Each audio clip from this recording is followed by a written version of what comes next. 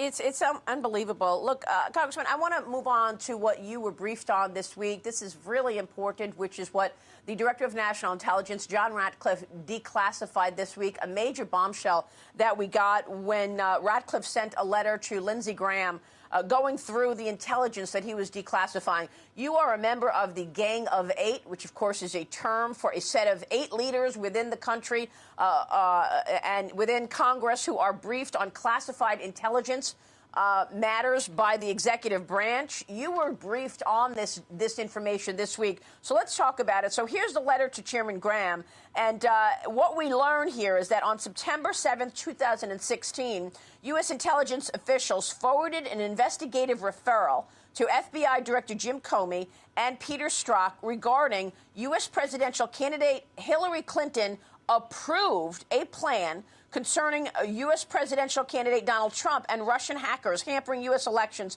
as a means of distracting the public from her use of a private email from her private server. So we see that Hillary Clinton approved a plan to stir up a scandal about Donald Trump in 2016. Congressman, we've been talking about the Russia hoax now for 3.5 years, and now we learned that it was Hillary Clinton's idea. What can you tell us?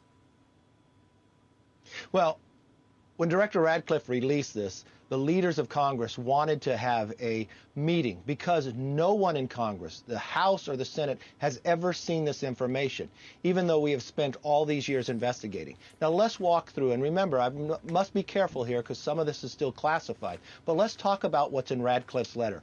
First, we find out in July of 2016 that Russian intelligence had picked up that Hillary Clinton's campaign was going to create a false narrative of Trump and Russia colluding. We now find out in July 26 that the CIA director, in his own notes, briefs the president on this, Brennan, to President Obama. Then just this Wednesday, Comey gets asked a question about this referral that you just talked about for in September. He says it doesn't ring a bell. But I've seen the underlying proof. But inside Ratcliffe's letter, this referral from the CIA was sent to the FBI, to Peter Strzok and to Comey. Now, remember Peter Strzok. He was on Crossfire Hurricane and the Mueller report.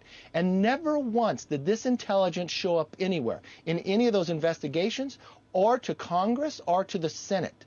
So what we know with all of this, and I know everything that's going on this week, this is the biggest news that didn't get reported. That we find out that there was no collusion between Trump and Russia, that it was created by Hillary Clinton in a campaign in July of 2016, that the CIA director, John Brennan, that the FBI director, Comey, and the President of the United States, Barack Obama, all knew about that and was never brought to Congress. And we have wasted 2 years in this Congress and all the time before wanting to get this information, asking the questions. So another question that comes up, who has withheld this information? Credit to Director Ratcliffe for that transparency of releasing it to the House and Senate. Every member of Congress should read the underlying information behind this. This is really a bombshell of what we have wasted so much time on, that it was created by Hillary Clinton. President Obama knew it, John Brennan knew it, and Comey knew it, and never gave the information to the American public, let known to Congress or the Senate. This is a disgrace. For 3.5 years, the whole country was up in arms about this narrative that President Trump colluded with Russia. All of this time, nobody even mentioned this intelligence, that they actually knew that Hillary Clinton was behind it, just like they lied to the FISA court and never told the FISA court that Hillary Clinton and her campaign and the DNC actually paid for the dossier, Congressman. And remember the dates here, July 2016. During the campaign, they began to create it. The President Obama was briefed by the CIA director in July by those notes what Ratcliffe put forward. A memo was sent to Comey and to Peter Strzok, who was part of Crossfire Hurricane and the Mueller report, and never did this intel ever come forward. This is exactly what I warned about. Remember, we talked about this in a commitment to America, that the Democrats want to dismantle this nation. This proves it. There is a different way to go forward to rebuild, restore, and renew America. Yes, and let me just say before you go, the CIA director, Gina Haspel, apparently has been blocking declassification. Many sources have told me that she does not want the spotlight on the CIA. What can you tell us about that? Because as I understand it, this is only a small portion of what John Ratcliffe wanted to declassify. There's more. Is there more coming? Well, there should be more coming. You know, the person who doesn't want this to come out is probably Hillary Clinton and Adam Schiff. Because what have they taken this America through?